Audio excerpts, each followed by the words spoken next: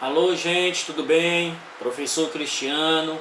Hoje nós estamos aqui com essa videoaula para fazermos aqui a nossa revisão e correção da nossa atividade da semana passada referente à disciplina de História, com o tema A Gripe Espanhola de 1918. Ok, gente? Então vamos lá, vamos dar início aqui à nossa revisão e logo em seguida a correção, ok?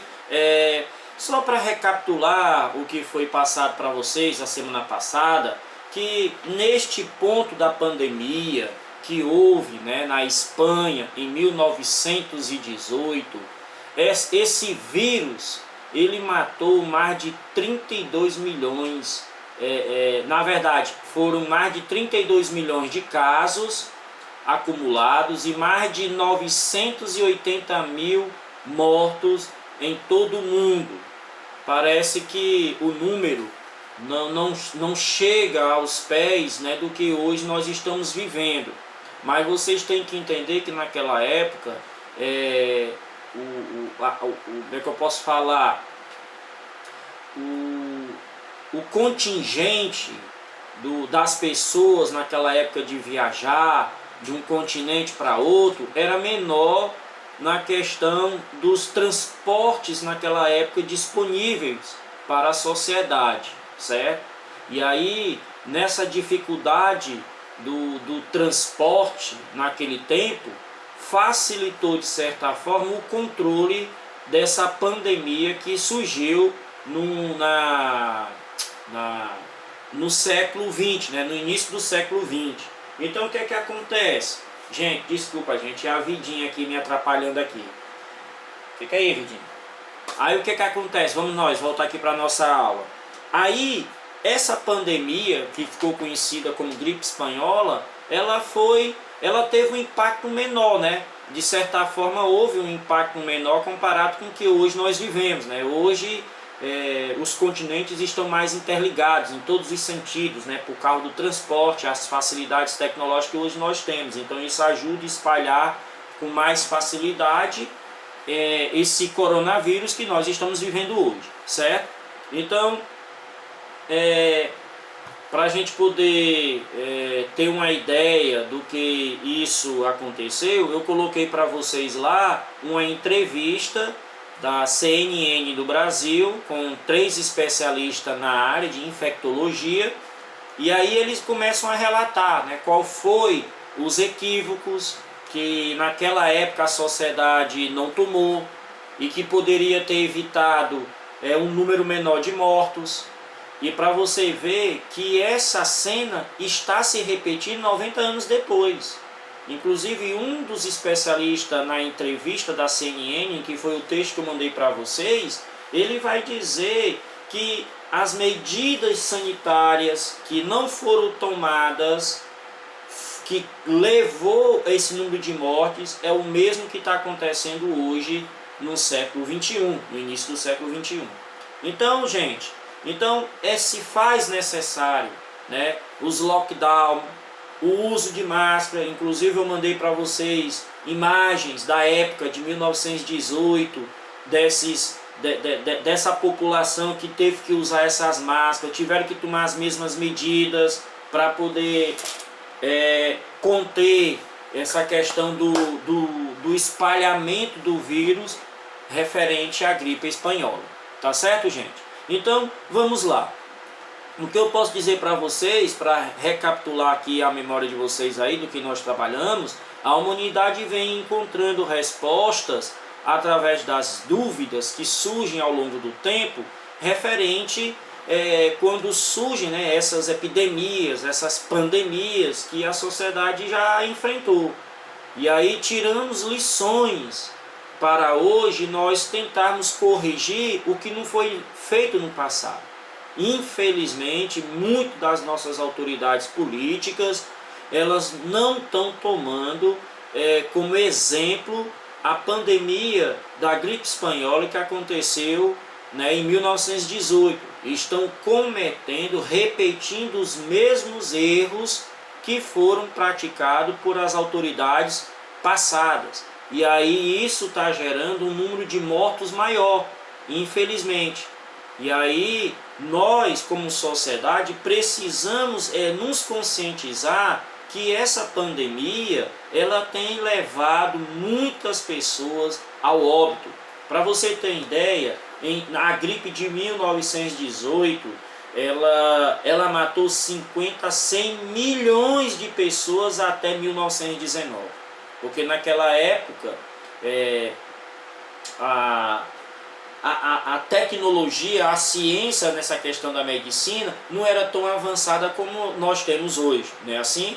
O número de óbitos são muito mais superlativos, mas existem paralelos assustadores entre a gripe de 1918 e a pandemia de Covid-19 hoje que nós vivemos.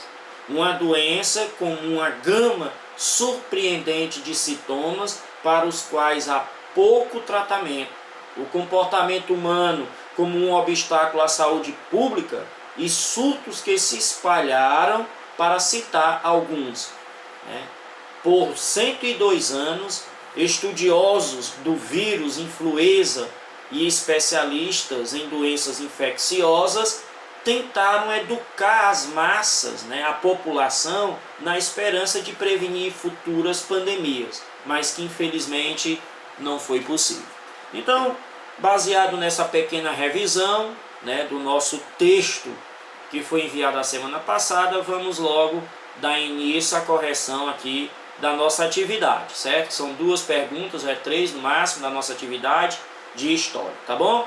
Então vamos lá, no primeiro enunciado diz assim, da primeira questão da atividade de história. Neste ponto da pandemia do novo coronavírus, com mais de 32 milhões de casos acumulados e mais de 980 mil mortos em todo o mundo, podemos pensar que estamos vivendo uma situação sem precedentes. Essa pandemia, no entanto, na verdade não é sem precedentes. A última vez que lidamos com uma pandemia tão misteriosa, incontida e de longo alcance foi em 1918, quando o vírus influenza da gripe devastou populações em todo o mundo. E aí você tem na primeira questão uma imagem da época, de um hospital de campanha, ou seja, a mesma coisa que foi feito agora, está sendo feito agora, que inclusive foi desativado os hospitais de campanha na primeira onda do Covid-19.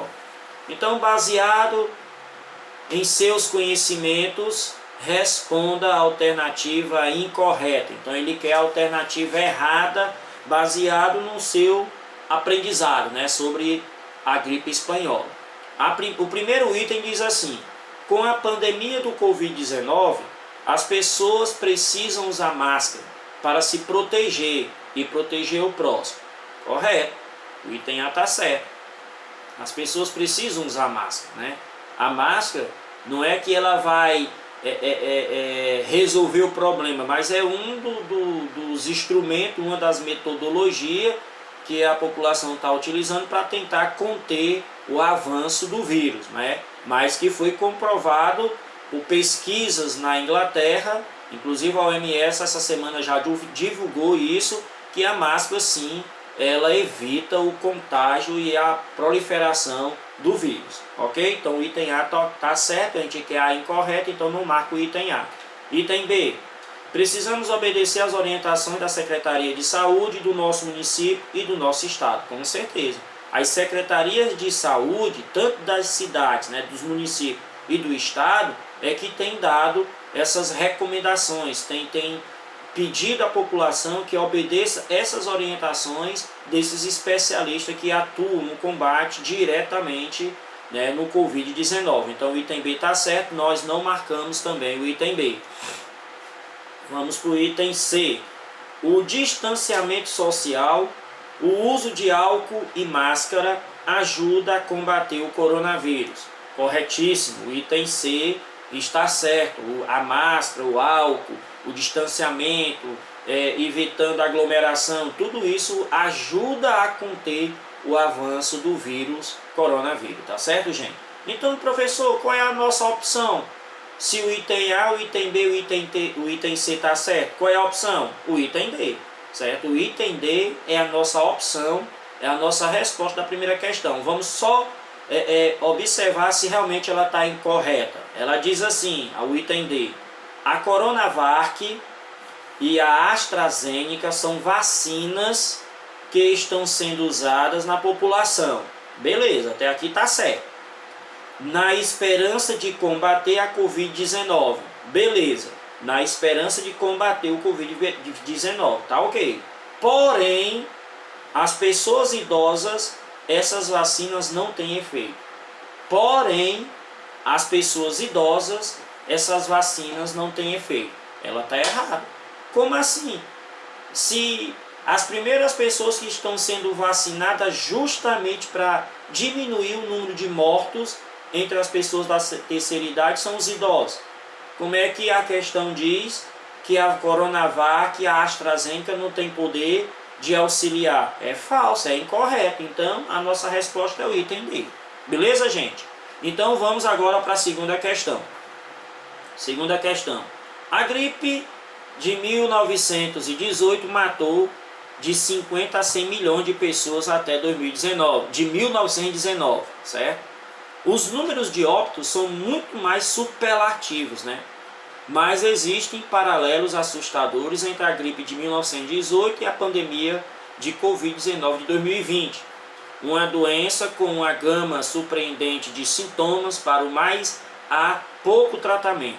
O comportamento humano como um obstáculo à saúde pública e surtos que se espalharam, para citar alguns. Por 102 anos, estudiosos de vírus, influenza e especialistas em doenças infecciosas tentaram educar as massas na esperança de prevenir futuras pandemias. O enunciado da segunda questão relata uma parte do texto que nós lemos lá em cima, da nossa atividade. O texto que foi enviado para vocês, que está baseado numa reportagem, uma entrevista da CNN do Brasil. E aí vem aqui a pergunta que a questão quer. E no entanto, aqui estamos. Baseado em seus estudos e conhecimentos historiográficos, como se chamou a doença que matou mais de 100 milhões de pessoas em 1919? Pronto, ele quer saber qual foi o nome que foi dado a essa pandemia de vírus também lá no início do século XX. E aí as opções: item A, gripe aviária, gripe B, item B, H1N1, item C, coronavírus, ou item D, gripe espanhola. Qual é a opção? Qual foi o nome que foi dado à doença também de vírus lá no início do século XXI, de 1918? Como é o nome? Qual é a resposta? Exato, item D, foi o nome que foi dado a essa pandemia, gripe espanhola. Ok, gente?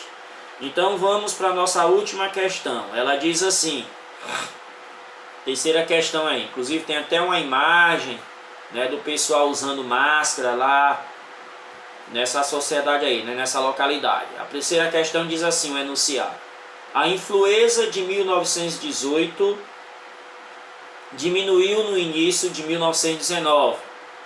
Hoje os vírus da influenza que circulam incluem um descendente do vírus HN1, inicial de 1918. Então ele está querendo dizer aqui, nesse início aqui da questão, que esse vírus que está circulando aí, ela tem uma ancestralidade, vamos dizer assim, um descendente lá do HN1 que deu início lá à gripe espanhola. Eles estão dizendo que os vírus são da mesma semelhança. Portanto, estamos realmente expostos a um descendente dessa pandemia inicial. De um modo geral, a doença infecciosa acaba quando as pessoas conseguem fugir dela, até que ela desapareça, e quando todas as pessoas expostas a ela morrem dela. Olha aí, então não há mais ninguém. Então, ou seja, precisa a maioria das pessoas que foram contaminadas morrerem, certo? e aquelas que não pegaram o vírus precisam evitar o contágio, né? Tem que se esconder, fugir. Só assim, né, que esse vírus ele pode desaparecer. Olha a gravidade da situação. E aí o enunciado continua.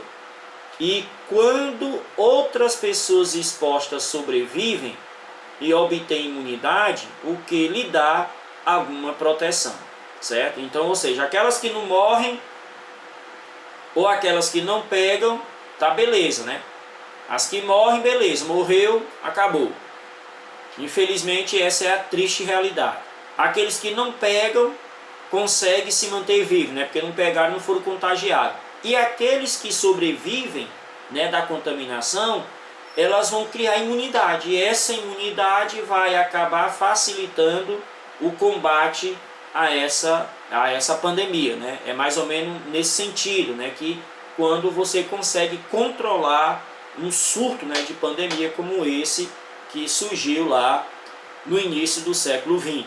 Aí a pergunta vem: sobre as medidas de proteção que precisamos ter para se proteger da Covid-19, marque V para a opção verdadeira e F para a opção falsa, ok? Aí nós temos aqui o primeiro itemzinho que diz: tomando banho constantemente, não se faz necessário o uso da máscara e o álcool em gel. Tá correto aí essa primeira opção aí? Se a pessoa tomar banho direto, toda hora tomando banho, ela precisa usar a máscara e o álcool em gel? Aliás, não precisa mais usar a máscara e o álcool em gel? Falso, gente. Independente se a pessoa toma banho toda hora, todo instante, o uso da máscara e do álcool em gel se faz necessário. Como é que a questão diz que não se faz necessário? Então o primeiro item é F, é falso. Ok? Vamos para o segundo.